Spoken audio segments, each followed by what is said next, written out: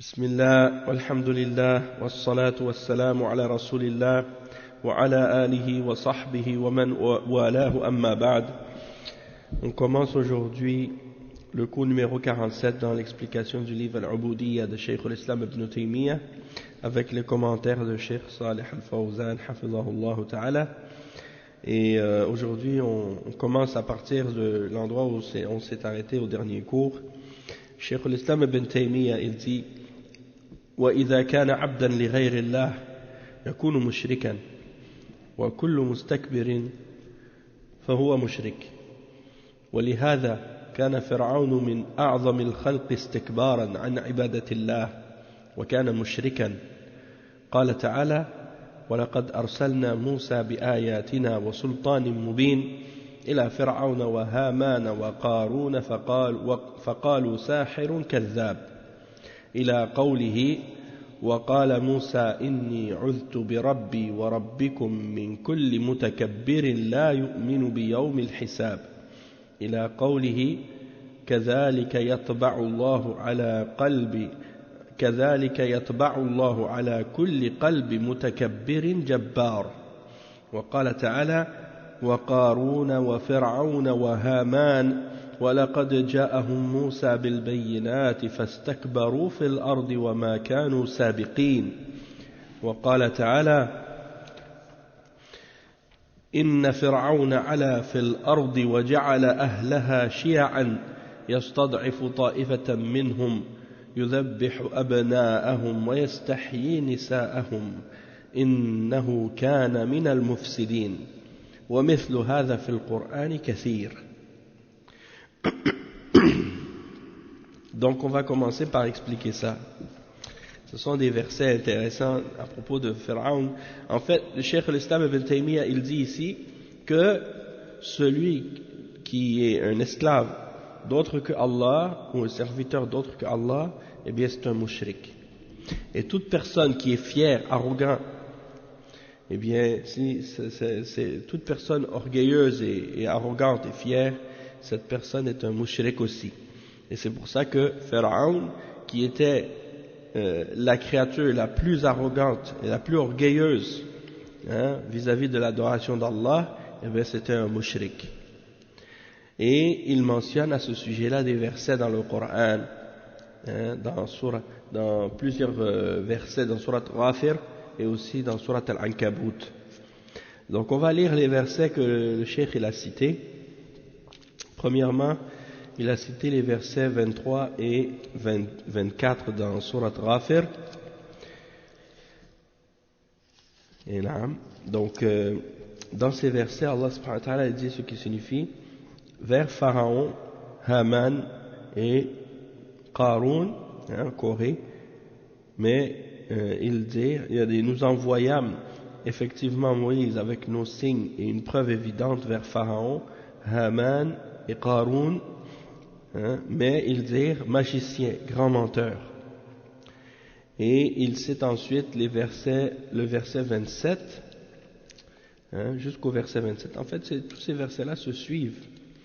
Le verset 25, puis quand il leur eut apporté la vérité venant de nous, wa alaykum salam wa rahmatullah, venant de nous, ils dirent tuez les fils de ceux qui ont cru avec lui et laissez vivre leurs femmes.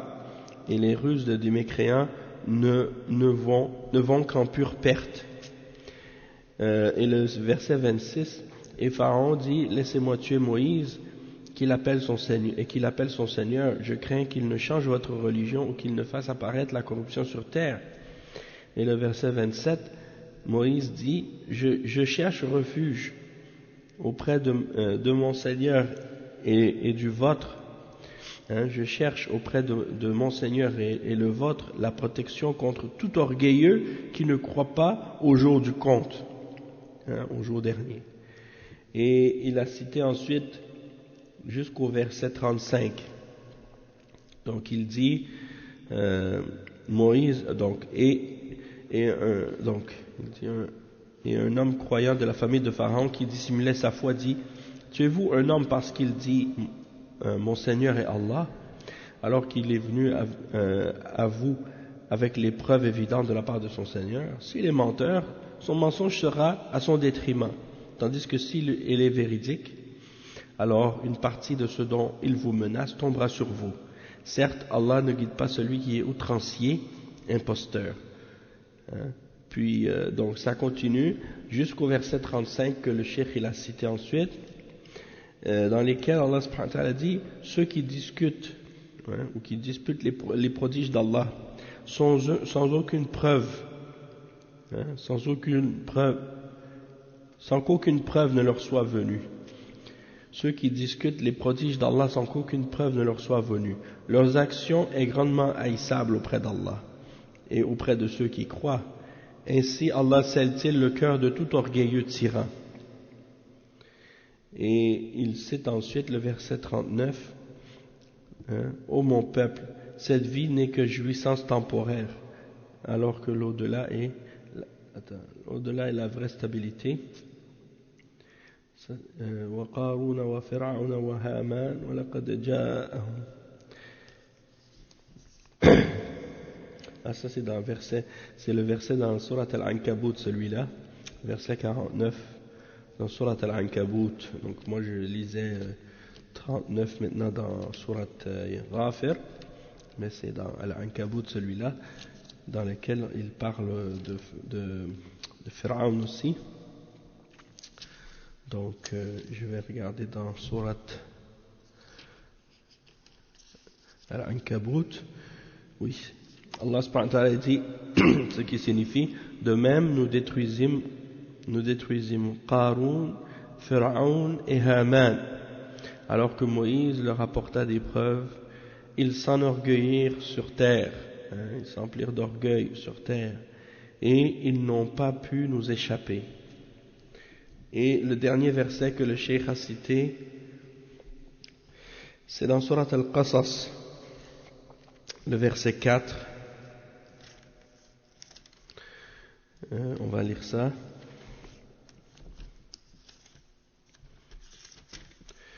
Non, Allah subhanahu wa ta'ala dit dans ce verset ce qui signifie Pharaon était hautain, hein? Il était hautain sur terre, et il répartit en clans ses habitants afin d'abuser de la faiblesse de l'un d'eux, et il égorgeait leurs fils et laissait vivantes leurs femmes. Il était vraiment parmi les fauteurs de désordre, hein? Divisé pour régner, comme on dit. Allah al-Musta'an. Donc il a cité ces versets-là, puis il dit ensuite, à la fin, et il y a beaucoup de versets comme ça dans le Coran. Hein? Donc maintenant on va lire l'explication, Inch'Allah, de Cheikh Al-Fawzan sur chacun de ces différents points qu'on a lus. Donc il dit premièrement, à propos de la parole de Cheikh al-Islam Ibn Taymiyyah, quand il dit que si un serviteur adore autre que Allah, ou bien il est esclave d'autre que Allah, c'est un mushrik. Et il dit, toute personne qui est orgueilleux est un mushrik aussi. Hein? Et il dit, le Cheikh Al-Fawzan, خلق الله الإنسان لعبادته قال تعالى وما خلقت الجن والإنس إلا ليعبدون فإذا عبد غير الله صار مشركا حتى ولو عبد الله وعبد معه غيره صار مشركا فالكافر مستكبر عن عبادة الله التي خلق من أجلها والاستكبار والشرك متلازمان قال تعالى وقال ربكم ادعوني أستجب لكم إن الذين يستكبرون عن عبادتي سيدخلون جهنم داخرين فالمستكبر إما أن يكون مستكبرا لا يعبد شيئا وإما أن يكون مستكبرا مشركا يعبد غير الله فيكون مستكبرا مشركا. Donc le cheikh il dit que Allah subhanahu wa ta'ala a créé les hommes pour son adoration. Allah a créé les hommes pour son adoration. Et il mentionne le verset 56 dans Surat Al-Dhariyat, je n'ai créé les djinns et les hommes que pour qu'ils m'adorent. Ça c'est la signification de ce verset. Et il dit, donc, si l'être humain adore autre que Allah, il devient mushrik, devient un mushrik. Il dit, حتى ولو عبد الله وعبد معه غيره. Donc même si l'homme il adore Allah, mais il adore avec lui en même temps quelqu'un d'autre que Allah, alors il devient mushrik aussi quand même. Et il dit que le kafir, c'est celui qui est orgueilleux, il s'enfle d'orgueil par rapport à l'adoration d'Allah. Donc il est fier, hein, il refuse d'adorer Allah et de se soumettre à lui. Et cette adoration-là, c'est le but de son existence, c'est le but pour lequel Allah l'a créé. Donc il dit que l'orgueil, hein, l'orgueil et le shirk sont deux choses qui sont reliées ensemble. Et l'orgueil, al-istikbar et al-shirk, les deux sont reliés ensemble. Mutalaziman, c'est-à-dire l'un implique l'autre. Hein? L'un implique l'autre. Et donc, il mentionne le verset dans Surat Ghafir, le verset 60, dans lequel Allah subhanahu wa ta'ala dit et votre Seigneur dit, invoquez-moi, je vais vous exaucer, je vais vous répondre. Ceux qui s'enflent d'orgueil de mon adoration, ou par rapport à mon adoration, entreront en enfer humiliés. Donc la personne qui est orgueilleuse, soit qu'elle est orgueilleuse et qu'elle n'adore rien, elle refuse d'adorer quoi que ce soit, à cause de son orgueil, ou bien qu'elle soit orgueilleuse et mushrik en même temps, parce qu'elle adore autre que Allah. Hein? Donc elle est orgueilleuse et mushrik en même temps. Le cheikh il dit ensuite فالملاحدة ينكرون الرب في ظاهرهم ويعترفون به في باطنهم فكل عاقل يعرف أن هذا الكون لم يوجد نفسه ولم يخلق نفسه وإنما له خالق قال تعالى أم خلقوا من غير شيء أم هم الخالقون أم خلقوا السماوات والأرض بل لا يوقنون فكل عاقل يدرك ذلك سواء اعترف به ظاهرا وباطنا أو اعترف به باطنا وأنكره ظاهرا كفرعون وغيره من المستكبرين والمشركون لم يدعوا أن آلهتهم تخلق شيئا فقد تحداهم الله تعالى فقال أروني ماذا خلقوا من الأرض أم لهم شرك في السماوات فلم يجيبوا. Donc le cheikh il dit en ce qui concerne les athées, hein, ceux qui nient l'existence d'Allah subhanahu wa ta'ala, ça c'est juste en apparence. Ils nient Allah, ils nient son existence uniquement en apparence, parce que en eux-mêmes ils reconnaissent, hein, qu'il existe. Parce que toute personne raisonnable et intelligente peut savoir que cet univers, il ne peut pas se créer tout seul.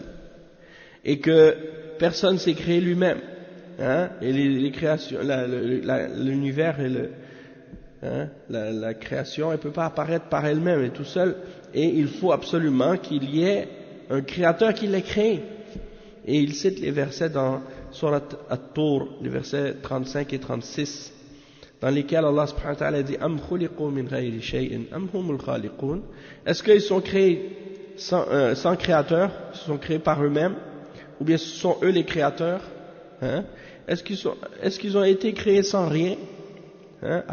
C'est-à-dire sans que quelqu'un les ait créés, ou bien ce sont eux-mêmes qui se sont créés, ou bien est-ce eux qui ont créé les cieux et la terre, hein? Bal la yuqinun. Ils n'ont aucune certitude, hein? Et donc le cheikh il dit toute personne intelligente elle comprend, hein, cette réalité-là, que le monde ne peut pas se créer de lui-même. Peu importe qu'ils le reconnaissent intérieurement et extérieurement, comme les croyants qui disent avec la bouche, ils disent je crois en Allah, je reconnais son existence, et intérieurement ils croient en ça aussi, ou bien qu'ils le reconnaissent intérieurement comme les athées, mais ils le nient avec la bouche. Parce que la réalité, les athées en réalité sont des croyants en eux-mêmes, mais par arrogance et par fierté, ils refusent de l'admettre. Donc, à cause de leur orgueil, ils disent non, je ne crois pas que Dieu existe. Mais la vérité, c'est qu'ils croient parce que c'est dans leur fitra. Ils n'ont pas le choix de le reconnaître. Al-Malahida hum aks al-munafiqin. Al-Malahida hum aks al-munafiqin. Parce que les athées, c'est le contraire des hypocrites. Pourquoi? Parce que les hypocrites, ils croient dans leur cœur, ils croient pas dans leur cœur et ils disent qu'ils croient. Les athées, c'est le contraire. Ils croient dans leur cœur et ils disent qu'ils croient pas. Hein? يعني هم ملاحدة كفار نعم لا شك أنهم كفار يعني toute personne qui refuse d'admettre ouvertement la foi donc il est kafir, il n'y a pas de doute. Non. Donc sont à l'opposé des hypocrites et le cheikh il dit donc que eux ils reconnaissent la foi en leur cœur mais ils refusent de l'admettre avec la bouche comme Pharaon et d'autres également. Allah subhanahu wa ta'ala il mentionne dans plusieurs versets dans le Coran justement à propos de Pharaon وَجَحَدُوا بِهَا وَاسْتَيْقَنَتْهَا أَنفُسُهُمْ ولكن جحدوا بها ظلما وعلوا وجحدوا بها واستيقنتها أنفسهم ظلما وعلوا يعني eux ils savaient ça en eux-mêmes, ils étaient convaincus même que c'était la vérité qui vient d'Allah. Les signes que Allah leur a donnés, c'était clair. Ils croyaient en ça, ils savaient en eux-mêmes que ça vient d'Allah. Mais par fierté, par orgueil, par injustice, ils refusent de l'admettre. Et donc il dit que Pharaon et les autres parmi les mustakbirin, ça c'est leur cas. Et les mushrikoun, ils n'ont pas prétendu que ce sont leurs idoles qui ont créé les cieux et la terre. Même que Allah subhanahu wa ta'ala dans plusieurs versets Allah subhanahu wa ta'ala les a défiés et il dit dans par exemple surat Fatir le verset 40 Aruni madha khalaqu min al-ard am lahum shirkun fi as-samawat montrez-moi ce qu'ils ont créé ces idoles de la terre. Est-ce qu'ils ont une part est-ce qu'ils détiennent une part dans les cieux, quelque chose qui leur appartient? Donc, et il dit falam yujibu, ils n'ont pas répondu parce qu'ils ne peuvent pas répondre. Allah il n'a pas de partenaire dans l'univers, même pour un atome. Par exemple, un partenaire qui aurait dit à Allah, ok, tout l'univers t'appartient excepté un atome, cet atome-là est à moi. Non, même pas, même pas un atome. Donc Allah c'est lui le maître de toutes choses. Il n'a aucun partenaire, aucun associé dans la création. Et le cheikh il dit ensuite وَلِهَذَا كَانَ فِرْعَوْنَ مِنْ أَعْظَمِ الْخَلْقِ اسْتِكْبَارًا عَنْ عِبَادَةِ اللَّهِ وَكَانَ مُشْرِكًا. Donc Pharaon c'était un des plus arrogants, un des plus orgueilleux parmi les créatures. Et il refusait donc à cause de cet orgueil d'adorer Allah, et c'était un mushrik aussi. Et il dit le cheikh كان مشركا لأنه ادعى الربوبية فجعل نفسه شريكا لله سبحانه وتعالى قال أنا ربكم الأعلى مع أنه يعلم في قرارة نفسه أن لا رب إلا الله جل وعلا ولكن حمله الاستكبار والطغيان على أن جعل نفسه شريكا لله في الربوبية. وقصة فرعون مع موسى ذكرها الله في مواضع من القرآن للعبرة والعظة ومن المواضع التي ذكرها الله فيها سورة غافر والشيخ donc ici il va mentionner l'exemple. Donc il dit le cheikh pour expliquer, on va traduire ça, après on va lire l'explication à la suite. Il dit Pharaon c'était un mushrik. Pourquoi? Parce qu'il a prétendu qu'il est le Seigneur, le Seigneur le Très-Haut. Donc il s'est mis comme partenaire avec Allah subhanahu wa ta'ala, comme c'est mentionné dans Surat An-Nazi'at, le verset 24, Ana rabbukum, faqala ana rabbukum al-a'la. Il a dit, je suis votre Seigneur le Très-Haut, imagine. Donc il dit, alors qu'il sait très bien en lui-même qu'il n'y a pas de Seigneur excepté Allah subhanahu wa ta'ala, mais l'orgueil, l'arrogance, la transgression l'a amené à vouloir se placer en partenaire avec Allah dans la rububiyya, dans la seigneurie. Et l'histoire de Pharaon, hein, Allah en a mentionné plusieurs points dans différents endroits dans le Coran pour donner une leçon et pour exhorter les croyants.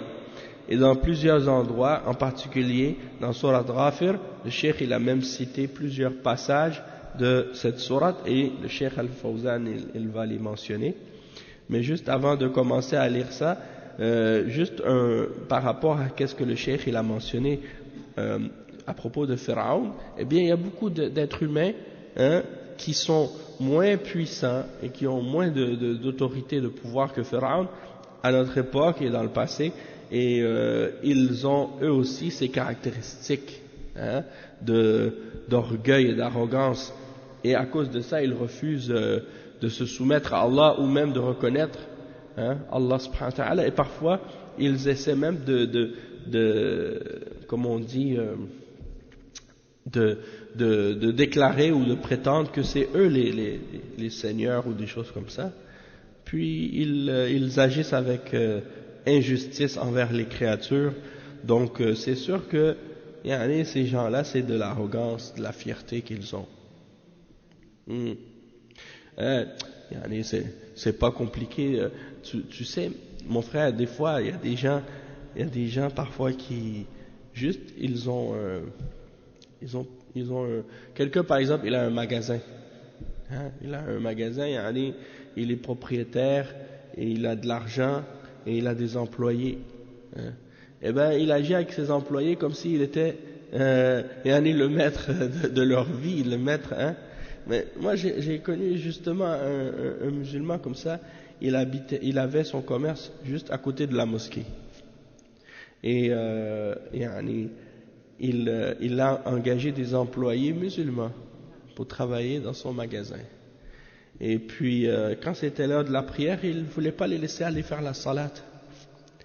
Et quand une fille qui travaillait là, elle voulait porter le hijab, il dit non, moi ici, là, je ne veux pas des filles qui portent le hijab. Alors que c'est quelqu'un qui prie tous les jours à la mosquée. Et quand je lui ai donné le conseil, il a dit, si tu veux parler à la mosquée des affaires de la religion, ok. Mais ici, c'est mon magasin, c'est moi qui décide. Hein? Ici, là, c'est mon magasin, c'est moi qui décide. Ça veut dire, subhanallah, comme si, en voulant dire, moi, la religion, voilà, si tu veux me parler à la mosquée, ça va de religion, mais ici, là, parle-moi pas de ça, c'est moi qui décide qu'est-ce que je fais. Donc il est comme un pharaon dans son petit magasin, là. C'est un petit pharaon, hein. Et il a même pas beaucoup de pouvoir, hein. Il a même pas c'est pas comme Pharaon qui était le maître de son pays, il avait l'armée, il avait la force, l'autorité et tout, de l'argent et des richesses, tandis que lui il a rien, hein. Mais malgré tout il est comme ça. Oui, la chèque. Ça c'est une forme de takabbur, parce que le musulman il doit accepter la vérité, se soumettre à Allah, surtout si tu es le patron, tu dois, au contraire, tu dois encourager les gens à faire le bien. Combien de fois les musulmans ils ont dit j'aimerais ça pouvoir travailler avec des musulmans pour que je puisse pratiquer ma religion, hein? Peut-être que tu vas aller travailler pour un juif, il va te laisser faire ta prière, il va te laisser aller à la mosquée pour faire ta prière. Mais certains, comme des gens comme cette catégorie-là que j'ai mentionnée, eux ils sont vraiment ils veulent gratter la scène, comme on dit.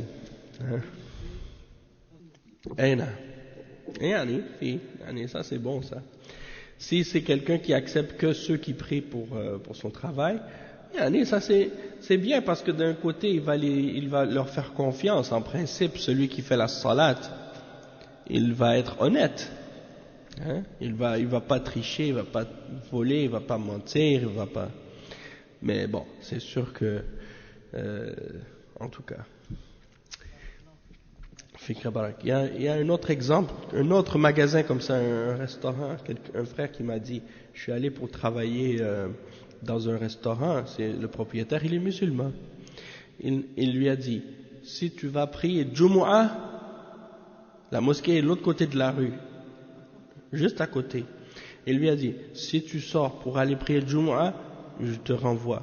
Tu ne peux plus travailler ici. Alors il est parti faire le Jumu'ah, il lui a dit, ok, tu ne peux plus travailler, va-t'en. Donc c'est pour dire, subhanallah, il y en a des patrons comme ça là.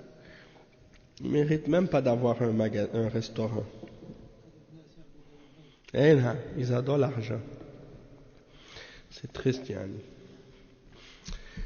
En tout cas, et le cheikh il dit ensuite, وقال تعالى ولقد أرسلنا موسى بآياتنا وسلطان مبين. الآيات هي المعجزات والسلطان أي حجة ظاهرة إلى فرعون وهامان وقارون فقالوا ساحر كذاب. جحدوا رسالة موسى ووصفوه بأنه ساحر وأنه كذاب استكبارا. ولهذا قال موسى إني عذت بربي وربكم من كل متكبر لا يؤمن بيوم الحساب. فما منعهم من اتباع موسى إلا الكبر الذي منع فرعون، وإلا فهو يعلم في قرارة نفسه أن موسى صادق وأن الله هو الرب وحده.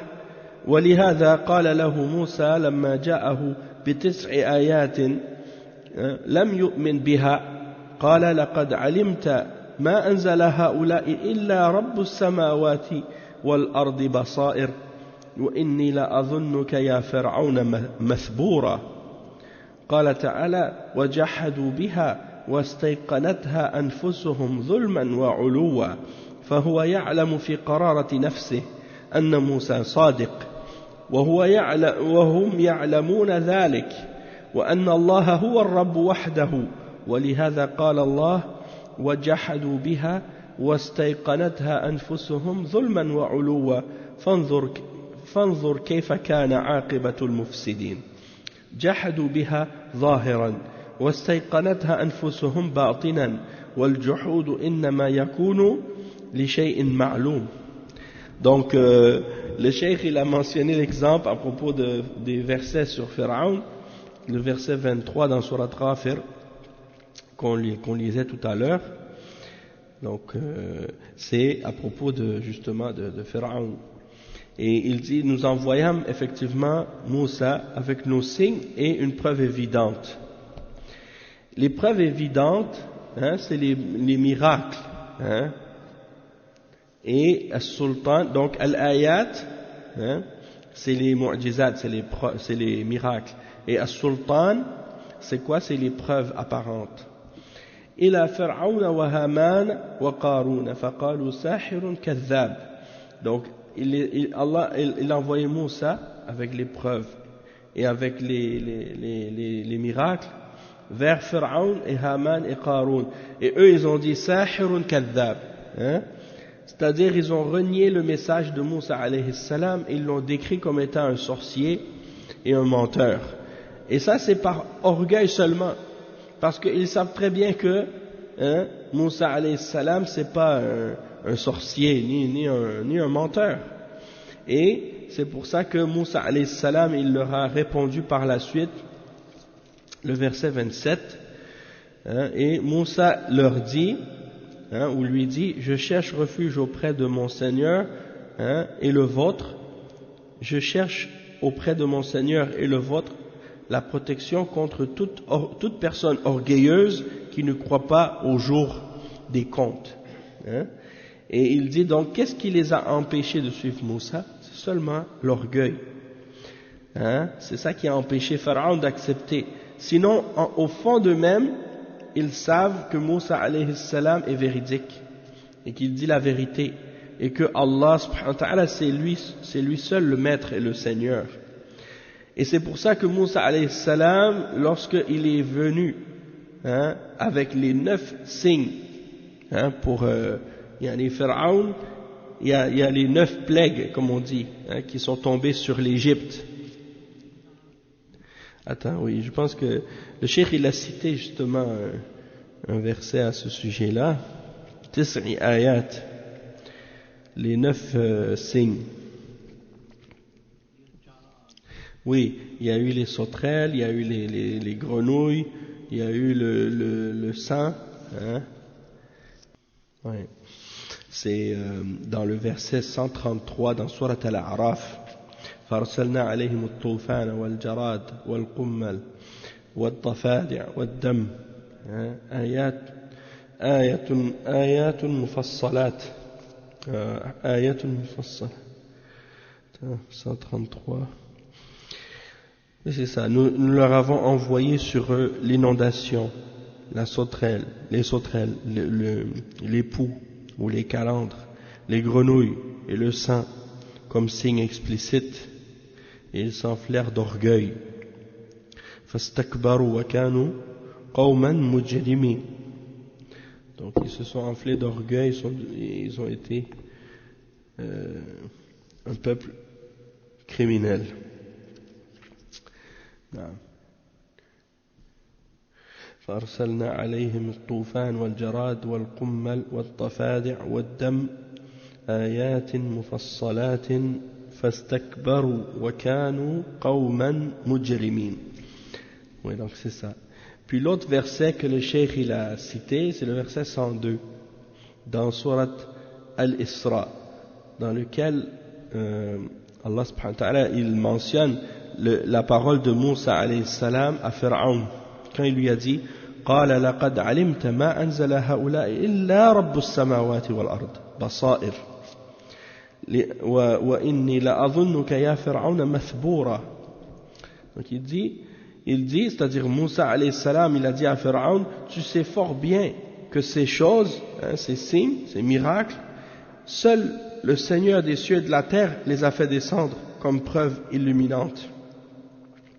Comme si en voulant dire, c'est ça, tu sais très bien que c'est seulement Allah qui a fait ces choses-là. C'est pas personne d'autre que Allah qui a fait ça. Et il dit, je te crois au Pharaon perdu. Hein? Et donc le cheikh il cite ensuite le verset dans Surat An-Naml, le verset 14, dans lequel Allah subhanahu wa ta'ala dit وَجَحَدُوا بِهَا. Donc ils ont renié les signes. وَاسْتَيْقَنَتْهَا أَنفُسُهُمْ. Alors qu'en eux-mêmes ils avaient une conviction, ils étaient certains, ils savaient que ça vient d'Allah, mais ils l'ont renié par injustice et par élévation sur terre, par fierté, hein, parce qu'ils veulent s'élever. Donc ils savent au fond d'eux-mêmes que Moussa alayhi salam il est véridique et ils savent cela en eux-mêmes, et ils savent que Allah subhanahu wa ta'ala c'est lui seul le maître et le Seigneur, mais ils l'ont renié en apparence, et en eux-mêmes ils avaient la conviction certaine.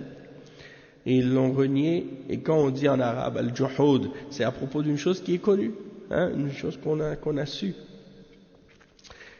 Il mentionne ensuite le verset, l'explication des autres versets. Il dit وقال موسى إني dans le verset إلى قوله كذلك يطبع الله على كل قلب متكبر جبار. C'est ainsi que Allah subhanahu wa ta'ala il scelle, hein, le cœur de tout orgueilleux, oui c'est ça, de tout orgueilleux tyran. Hein. Et le cheikh il dit فالله يطبع على قلب المتكبر عقوبة له فلا يقبل الحق بعدما وضحت له الأدلة والبراهين ولم يؤمن. Donc la personne qui est orgueilleuse, Allah subhanahu wa ta'ala scelle son cœur devient scellé, et ça c'est un châtiment pour lui parce qu'il n'a pas accepté la vérité lorsque les preuves lui ont été clarifiées et les évidences lui ont été expliquées. Il n'a pas voulu croire.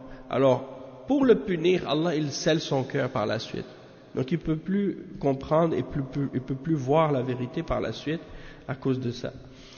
Et le cheikh il mentionne ensuite l'explication de l'autre verset وَقَارُونَ وَفِرْعَوْنَ وَهَامَانَ وَلَقَدْ جَاءَهُمْ بِالْبَيِّنَاتِ فَاسْتَكْبَرُوا فِي الْأَرْضِ وَمَا كَانُوا سَابِقِينَ. C'est le verset dans Surat Al-Ankabut, verset 39. Ils n'ont pas pu nous échapper. Cheikh Al-Fawzan il dit à propos de ce verset-là وَقَارُونَ مِنْ قَوْمِ مُوسَى صاحب المال والثروة الذي طغى وتكبر بسبب ذلك وفرعون مالك مصر وهامان وزير فرعون الذي قال له يا هامان ابن لي صرحا لعلي أبلغ أسباب السماوات فأطلع إلى إله موسى وإني لأظنه كاذبا. يعني سبحان الله. Et il dit يقول هذا من باب الكبر وإلا فإنه يعلم أنه كاذب وأنه لن يرقى إلى السماء. وفي هذا دليل على أن موسى أخبره أن الله في السماء، فهذا من أدلة علو الله فوق مخلوقاته، والآيات الدالة على ذلك أمامه واضحة، ولكنه يريد أن يعلو في عيون قومه بكبريائه، نسأل الله العافية. ولقد جاءهم موسى بالبينات، البينات هي الحجج الواضحة، فاستكبروا فمنعهم الكبر من الإيمان بهذه الآيات، فاستكبروا في الأرض وما كانوا سابقين، أي لم ينجوا من عذاب الله ولم يخرجوا عن قبضة الله سبحانه وتعالى. فلا أحد يسبق الله ويفوت عليه مهما بلغ من الجبروت ومن العتو، فإنه في قبضة الله سبحانه وتعالى ولا خروج له عنها. قال تعالى أم حسب الذين يعملون السيئات أن يسبقون ساء ما يحكمون. فلا أحد يسبق الله جل وعلا ولا يفوت عليه. قال تعالى ولا يحسبن الذين كفروا سبقوا إنهم لن يعجزون. Donc le cheikh il a expliqué que Allah subhanahu wa ta'ala il avait envoyé Moussa alayhi salam à Qaroun et à Pharaon et à Haman. Il dit que Qaroun c'était un homme riche parmi le peuple de Moussa, parmi le peuple de Moussa. Qaroun min qawmi Moussa, sahibul mal wa tharwa. Et il a fait beaucoup de transgressions, il était très orgueilleux. Tandis que Pharaon, c'était le roi de l'Égypte, et Haman, eh bien, c'était un des ministres, de Pharaon. Et il dit, c'est lui qui a mentionné à Pharaon à propos de, comme si il lui a dit, Moussa alayhi salam, pas Moussa, Pharaon, il demande à Haman, construis-moi une tour, pour que j'arrive jusqu'au ciel, pour que je voie le Seigneur de Moussa alayhi salam.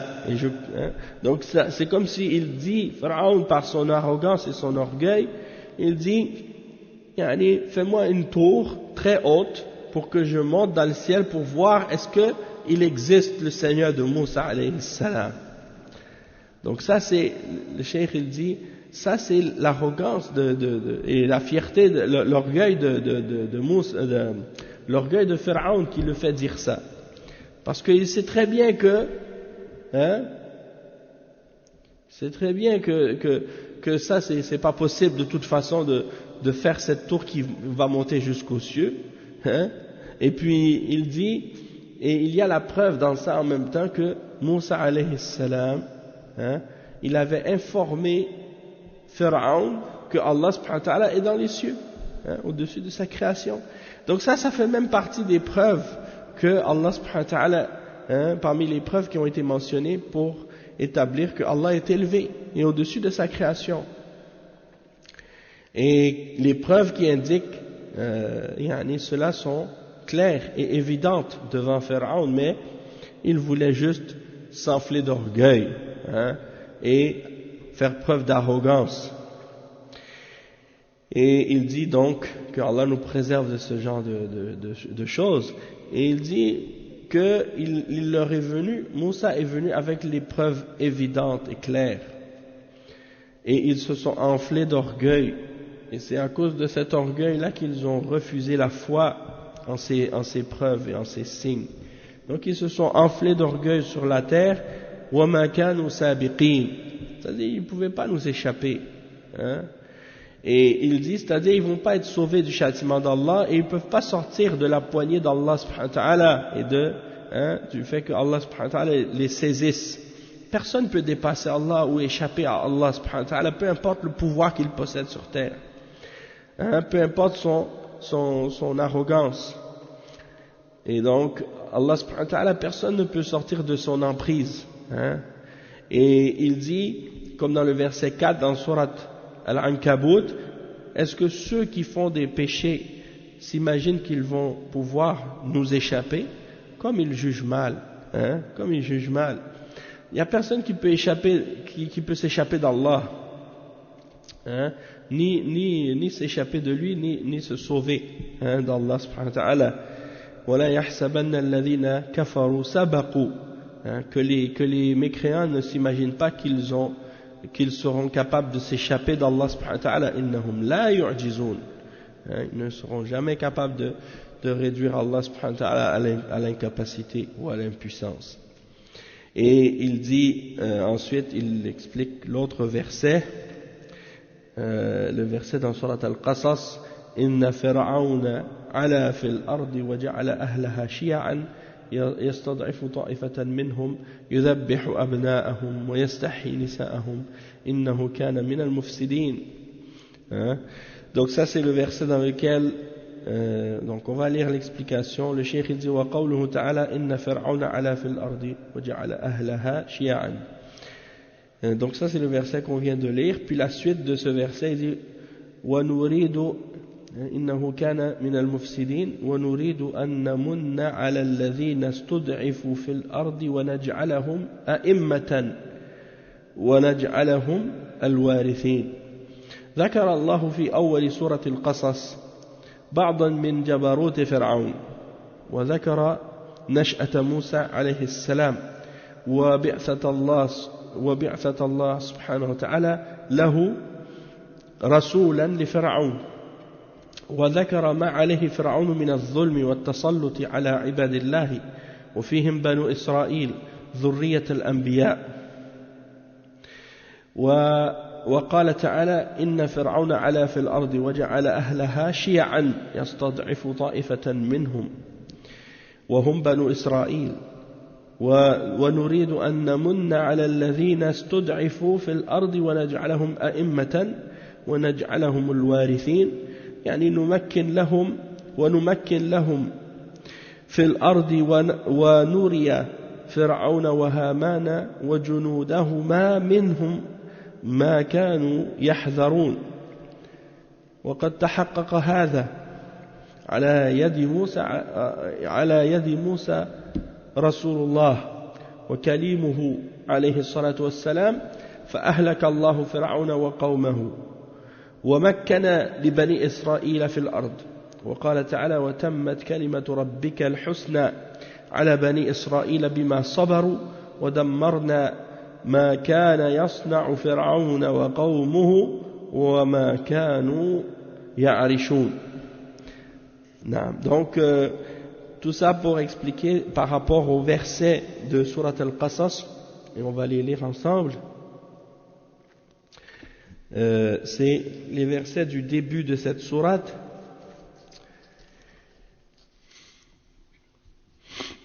Allah subhanahu wa ta'ala dit, le verset 4, Pharaon était hautain sur terre. Il répartit en clans ses habitants afin d'abuser de la faiblesse de l'un d'eux, hein, c'est-à-dire Banu Israël. Hein. Il égorgeait leurs fils et laissait vivantes leurs femmes.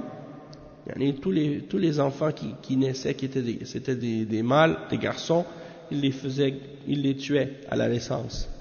Et les filles, il les laissait. Subhanallah. Ça c'est terrible, hein? Donc ils égorgeaient les fils et laissaient vivantes les femmes. Il était vraiment parmi les fauteurs de désordre. Mais nous voulions favoriser ceux qui avaient été faibles sur terre et en faire des dirigeants et en faire les héritiers. Hein? Donc malgré la situation de faiblesse de Bani Israël et qu'ils étaient opprimés et qu'on tuait leurs fils, wa alaykum salam wa rahmatullah, on tuait leurs fils et on gardait leurs femmes, hein, Et en plus, qu'est-ce qu'on faisait par la suite, hein? Eux, en plus, ils avaient le pouvoir et la force. Et Allah subhanahu wa ta'ala dit par la suite dans le verset, et nous voulions favoriser ceux-là qui avaient été faibles sur terre et en faire des dirigeants et en faire les héritiers. Ça veut dire que, quand Allah subhanahu wa ta'ala il veut quelque chose, il n'y a personne qui peut l'empêcher. Hein? Et que même si Pharaon il a tout fait pour écraser ce peuple, et les écraser et les affaiblir, tuer les garçons, laisser les filles, malgré toute la puissance qu'il avait, et la force qu'il avait, et les moyens qu'il avait, et tout ce qu'il a fait pour essayer de les écraser, et le résultat a été quand même que ce sont eux qui ont été écrasés à la fin. Hein? Et donc ça donne l'importance, hein, ça nous donne en même temps l'importance de s'accrocher à l'ordre d'Allah et à la foi, et que celui qui, le peuple qui est sincère envers Allah et qui s'accroche à la foi, peu importe la force de son ennemi, peu importe les ruses de son ennemi, peu importe les moyens qu'il possède, Allah subhanahu wa ta'ala il est capable de les écraser comme il veut, quand il veut. C'est pour ça qu'il faut mettre la confiance tout le temps en Allah subhanahu wa ta'ala. Hein?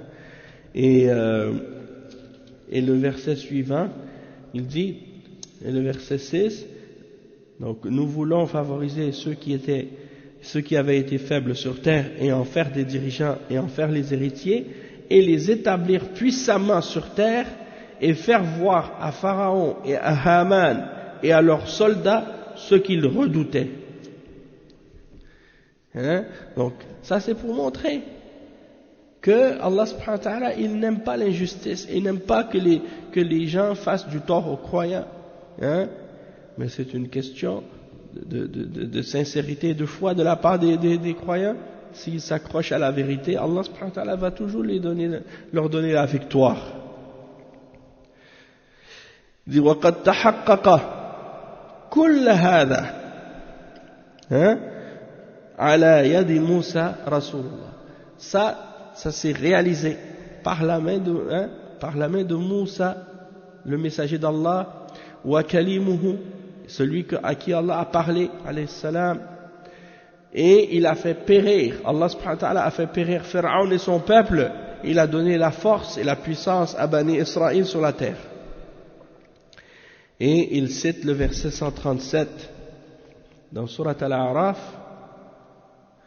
dans lequel Allah subhanahu wa ta'ala il dit وَتَمَّتْ كَلِمَةُ رَبِّكَ الْحُسْنَى عَلَى بَنِي إِسْرَائِيلَ بِمَا صَبَرُوا وَدَمَّرْنَا مَا كَانَ يَصْنَعُ فِرْعَوْنَ وَقَوْمُهُ وَمَا كَانُوا يَعْرِشُونَ بِمَا صَبَرُوا.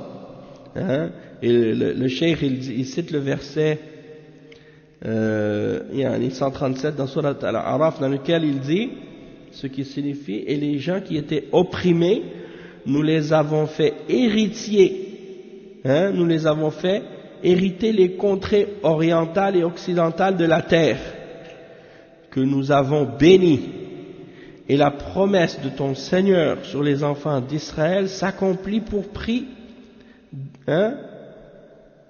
pour leur endurance, à cause de leur patience et de leur endurance.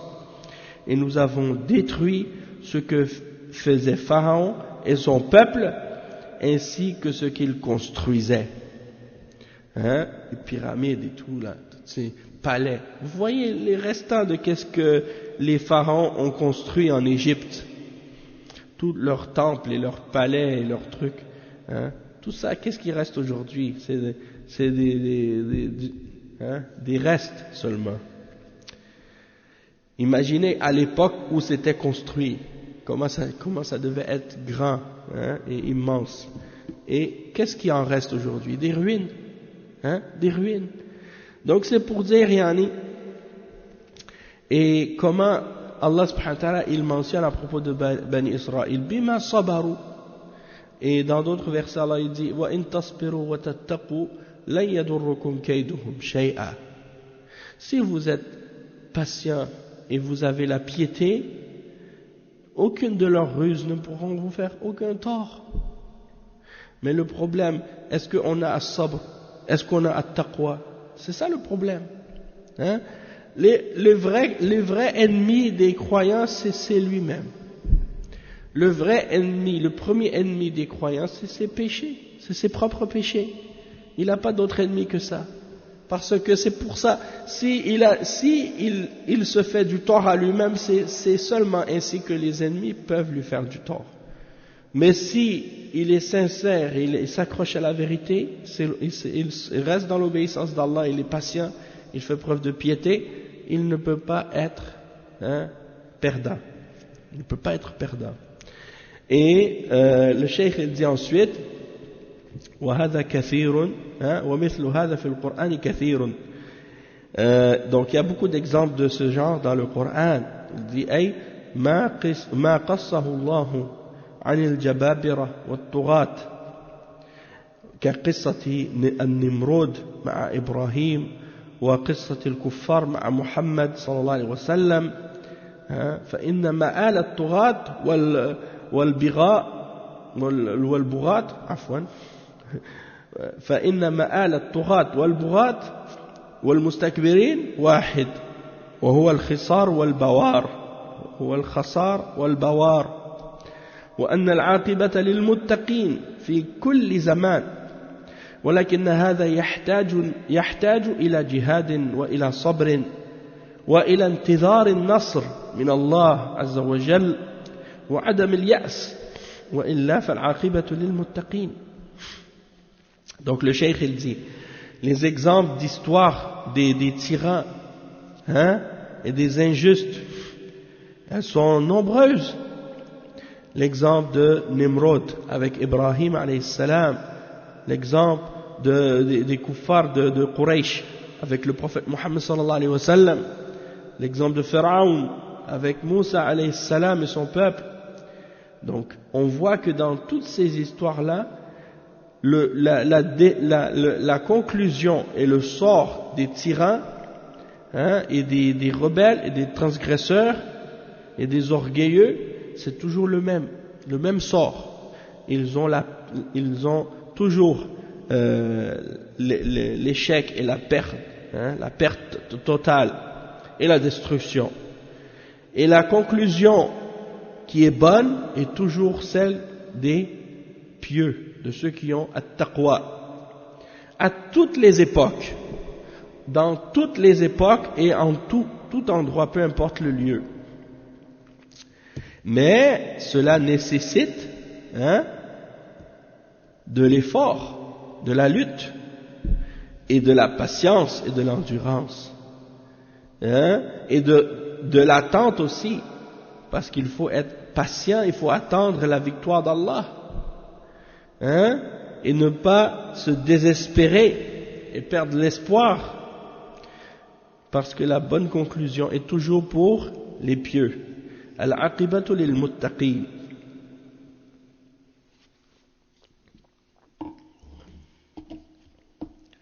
Donc le cheikh il dit ensuite وقد وصف فرعون بالشرك في قوله وقال الملأ من قوم فرعون أتذر موسى وقومه ليفسدوا في الأرض ويذرك وآلهتك بل الإستقراء يدل على أنه كلما كان الرجل أعظم استكبارا عن عبادة الله كان أعظم اشتراكا بالله أو أعظم إشراكا بالله لأنه كلما استكبر عن عبادة الله ازداد فقره وحاجته إلى المراد المحبوب الذي هو مقصود القلب بالقصد الأول فيكون مشركا بما استعبده من ذلك ولن يستغني القلب عن جميع المخلوقات إلا بأن يكون الله هو مولاه الذي لا يعبد إلا إياه ولا يستعين إلا به ولا يتوكل إلا عليه ولا يفرح إلا بما يحبه ويرضاه ولا يكره إلا ما يبغضه الرب ويكرهه ولا يوالي إلا من والاه الله ولا يعادي إلا من عاداه الله ولا يحب إلا الله ولا يبغض شيئا إلا لله ولا يعطي إلا لله ولا يمنع إلا لله فكلما قوي إخلاص دينه لله كملت عبوديته واستغناؤه عن المخلوقات وبكمال عبوديته لله يبرئه من الكبر والشرك. Et naam. Masha'Allah. Donc ça c'est tout un passage. Dans ce passage-là, le cheikh il dit que que Pharaon a été décrit par le shirk dans le verset 127 dans Surat Al-A'raf. Et on va lire la signification de ce verset-là.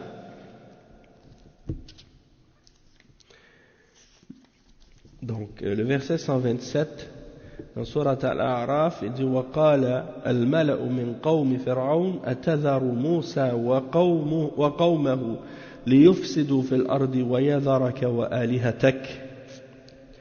C'est-à-dire les notables du peuple de Pharaon, ses ministres, ses conseillers, les gens importants parmi eux, ils dirent à Pharaon: laisseras-tu Moïse et son peuple commettre du désordre sur la terre et lui-même te délaisser, et toi et tes divinités, toi et tes divinités?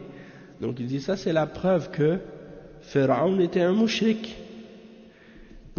Et il dit que par la lecture on peut même déterminer et comprendre que on peut même prouver que plus un homme a un orgueil qui est grand,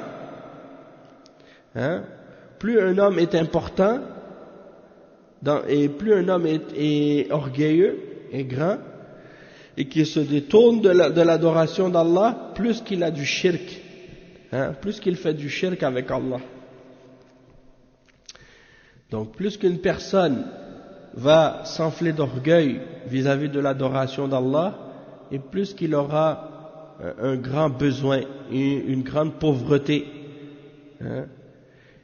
et un grand besoin de la chose qu'il désire et qu'il aime, de façon absolue et de façon principale et primordiale, l'objectif qu'il recherche le plus dans son cœur. Donc il va être encore plus mushrik.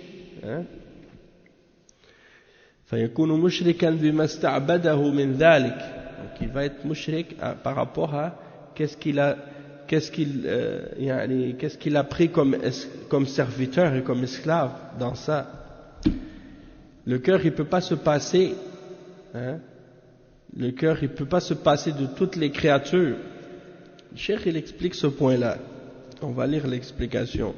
Il dit فَمَنْ تَتَبَّعَ الْآيَاتِ. Ah oui, وفي قراءة إلهتك وآلهتك ويذرك وآلهتك وفي قراءة وإلهتك يعني عبادتك.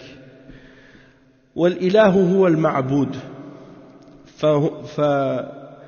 فهم عبدوا فرعون وأحبوه حب عبادة واتخذوه ربا، وذلك شرك بالله، فهو أشرك نفسه مع الله جل وعلا، وقومه جعلوه شريكا لله، وخوفوا فرعون من أن يسلبه إلهيته لما دعاه وقومه إلى عبادة الله. Donc Pharaon, soit que dans le verset il y a deux lectures du verset. Le verset 127 dans Surat Al-A'raf, c'est soit que les notables ont dit à Pharaon: est-ce que tu vas laisser Moussa et son peuple faire le désordre sur la terre et te délaisser toi et tes divinités? Ça c'est la première lecture qu'on a lue, wa alihatak. Puis il y a une autre récitation, wa ilahatak, ilahatak, en voulant dire ton adoration. C'est-à-dire, est-ce que tu vas laisser les Pharaon et son peuple faire le désordre sur terre et laisser ton adoration, c'est-à-dire l'adoration de ta personne, parce que le cheikh il explique que al-ilah huwa al-ma'boud. Al-ilah, ça veut dire celui qui est adoré. Donc ça veut dire que eux ils ont adoré Pharaon et ils l'ont aimé au point de l'adorer, et d'en faire un seigneur et un dieu. Alaykoum salam wa rahmatullah. Donc ils ont déifié Pharaon. Ils ont déifié Pharaon. Et ça c'est du shirk avec Allah. Donc il a fait du shirk en associant sa propre personne à Allah subhanahu wa ta'ala. Et son peuple en a fait un partenaire avec Allah, un sharik avec Allah. Et ils ont essayé de faire peur à Pharaon en disant que Moussa allait lui retirer sa divinité, et qu'ils allaient faire en sorte que son peuple cesse de l'adorer et qu'ils adorent Allah au lieu de Pharaon. Allah al-Musta'an. Et donc il dit ensuite, pour expliquer la suite de ce qu'il a expliqué, al-istiqra yadullu ala annahu kullama kana ar-rajulu a'zam istikbaran an ibadati Allah fa kana a'zam ishrakan billahi. Le cheikh il explique, Cheikh Al-Fawzan il dit فمن تتبع الآيات وقصص الأمم فإنه يدله الاستقراء على أنه كلما كان العبد أشد تكبرا كان أعظم شركا بالله فالكبر يحمل على الشرك. Donc il dit si tu lis les histoires des prophètes et des nations et tu regardes les différents tyrans et les différents hommes qui ont vécu, et que tu lis sur ce sujet-là, tu vas voir que plus un serviteur, c'est-à-dire une créature d'Allah, est enflée d'orgueil, plus qu'elle a de l'orgueil, plus qu'elle fait un shirk plus grand avec Allah, c'est-à-dire son shirk est plus grand avec Allah, parce que l'orgueil amène la personne au shirk. L'orgueil amène la personne au shirk. Ensuite il dit, par rapport à l'autre point, qu'est-ce qu'il dit par la suite? لأنه كلما استكبر عن عبادة الله ازداد فقره وحاجته إلى المراد المحبوب الذي هو المقصود مقصود القلب بالقصد الأول فيكون مشركا بما استعبده من ذلك ولن يستغني القلب عن جميع المخلوقات إلا بأن يكون الله هو مولاه الذي لا يعبد إلا إياه. Donc c'est ça. Il dit que plus une personne s'enfle d'orgueil par rapport à l'adoration d'Allah, plus qu'elle devient pauvre, plus qu'elle a un besoin, et c'est-à-dire qu'elle veut remplir un manque, qu'est-ce qui lui manque, et la chose que le cœur désire le plus, c'est l'adoration d'Allah, mais si elle est enflée d'orgueil, elle refuse d'adorer Allah, elle va chercher à devenir l'esclave d'autres choses parmi les créatures. Comme on l'a expliqué déjà, elle va aimer le pouvoir, elle va aimer l'argent, elle va aimer, elle va aimer les femmes ou des choses comme ça, pour essayer de remplir ce vide. D'accord? Elle va devenir comme l'esclave de ces créatures-là, mais elle ne sera jamais satisfaite, excepté si elle prend pour Seigneur son Créateur et son Maître, Allah subhanahu wa ta'ala, et qu'elle n'adore que lui, et qu'elle ne cherche l'aide que de lui, et qu'elle ne met sa confiance que en lui, et qu'elle ne se réjouit que par lui, et par ce qu'il aime et ce qu'il a agréé, et qu'elle ne déteste que ce que Allah déteste et et elle ne prend pour allié et elle n'aime que pour Allah, et elle ne va s'opposer que à ceux que Allah déteste. Elle ne va aimer que pour Allah, elle ne va détester que pour Allah, elle ne va donner que pour Allah et elle ne va refuser que pour Allah.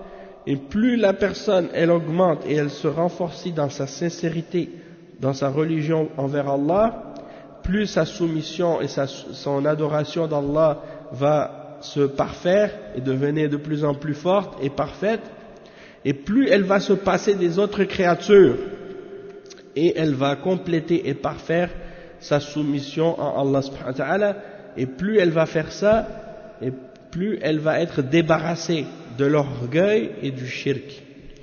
Et donc le cheikh, il explique, Cheikh Al-Fawzan, il explique ce passage-là, il dit لا يستغني القلب عن الخلق إلا إذا كان الله جل وعلا هو معبوده وحده لا شريك له حينئذ يستغني عن غير الله عز وجل ثم إذا ترك عبادة الله وكله الله للخلق لأنه بنفسه لا يستطيع أن يحقق ما يسبو إليه من الكبر فلا بد من الأعوان والأتباع والقوة فهو يحتاج إلى الناس ولكن لو استغنى بالله لأغناه الله عن جميع المخلوق عن جميع الخلق وتولاه ونصره وأعزه ورفعه في الدنيا والآخرة ولذلك قال إلا بأن يكون الله هو مولاه الذي لا يعبد إلا إياه.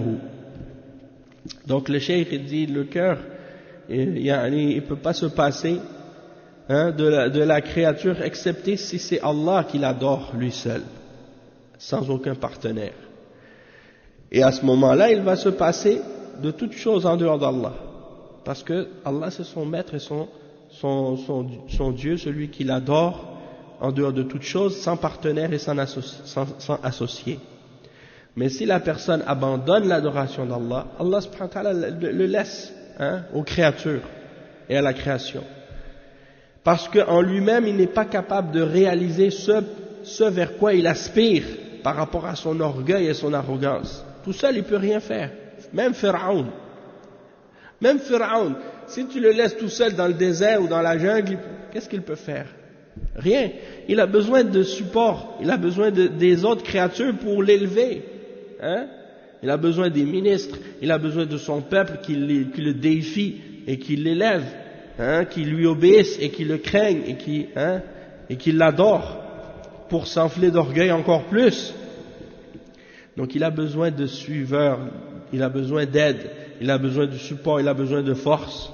Donc il a besoin des gens. Et donc il ne pourra jamais se passer des hommes, en réalité. C'est comme si pour dire, il pense que c'est lui le maître et le plus fort, alors qu'en réalité sa force, elle lui vient uniquement des hommes. Et qu'il dépend des autres pour avoir cette force-là. Il ne peut pas l'avoir par lui-même. Et il dit, tandis que si il se suffisait d'Allah subhanahu wa ta'ala, eh bien Allah subhanahu wa ta'ala l'aiderait à se passer de toutes les créatures. Il n'aurait besoin de personne d'autre que d'Allah.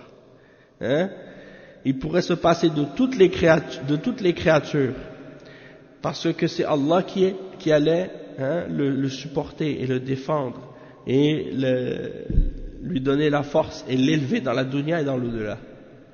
Donc c'est pour dire en réalité que le plus grand tyran au monde, même si peu importe le pouvoir qu'il a, il ne peut avoir ce pouvoir-là que si les gens lui donnent. Donc il a besoin des gens pour avoir ce pouvoir.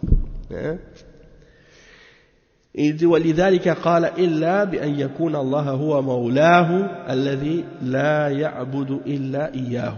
Donc il ne pourra se passer des hommes que si Allah subhanahu wa ta'ala c'est son seul maître et qu'il n'adore rien excepté lui.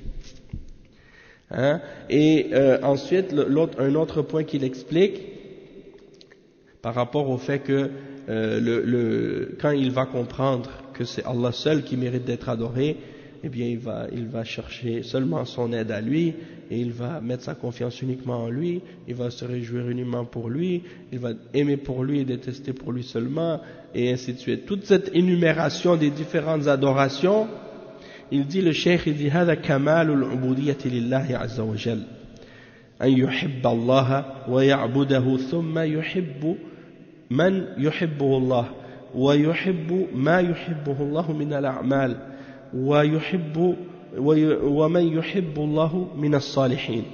Donc ça fait partie de la perfection de la soumission et de l'adoration à Allah, hein, c'est que tu aimes Allah et que tu l'adores.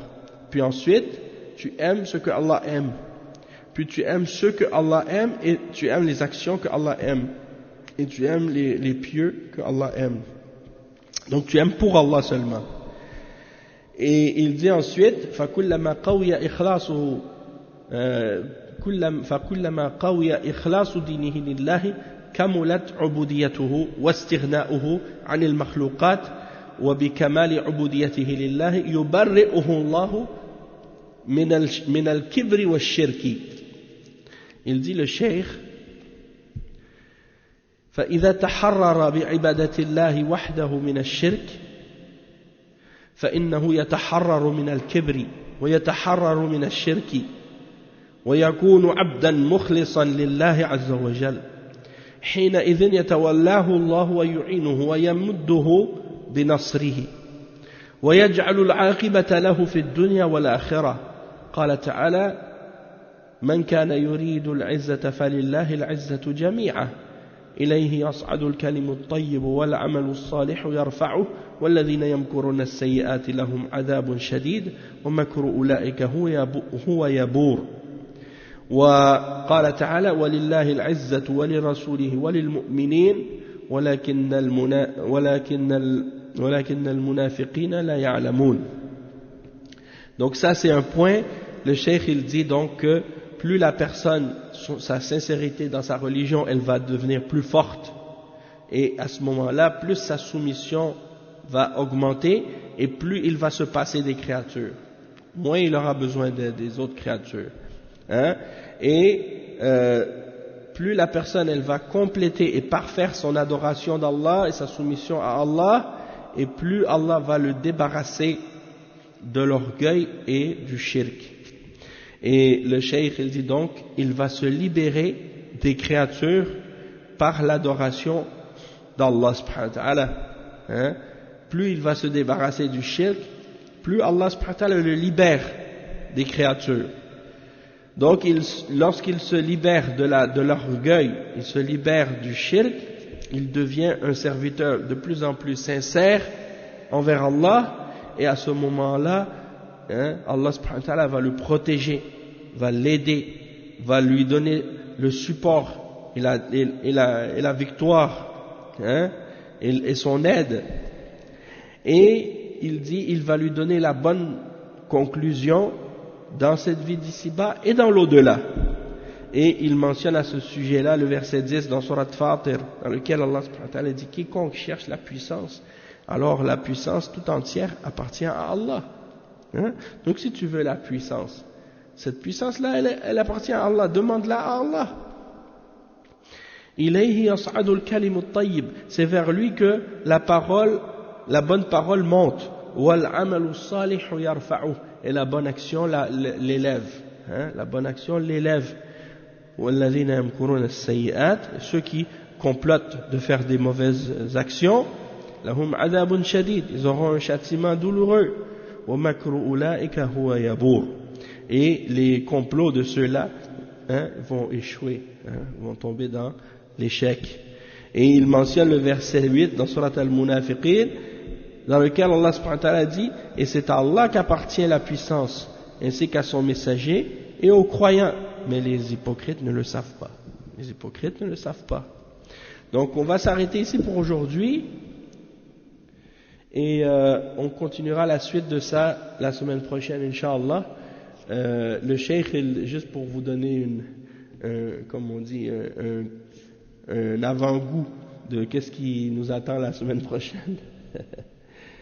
Il y a le cheikh dit wa shirku ghalibun ala al-nasara wal kibru ghalibun ala al-yahud. Ça c'est un point intéressant. Le cheikh dit le shirk il est plus présent chez les chrétiens, et al-kibr, l'orgueil, il est plus présent chez les juifs. Et puis il va commenter sur ça, il va donner des exemples dans le Coran et dans les versets. On va s'arrêter donc ici pour ce cours-là. Subhanakallahumma wa bihamdika ashhadu an la ilaha illa ant astaghfiruka wa atubu ilayk wa sallallahu wa sallam ala nabiyyina Muhammad wa ala alihi wa sahbihi ajma'in.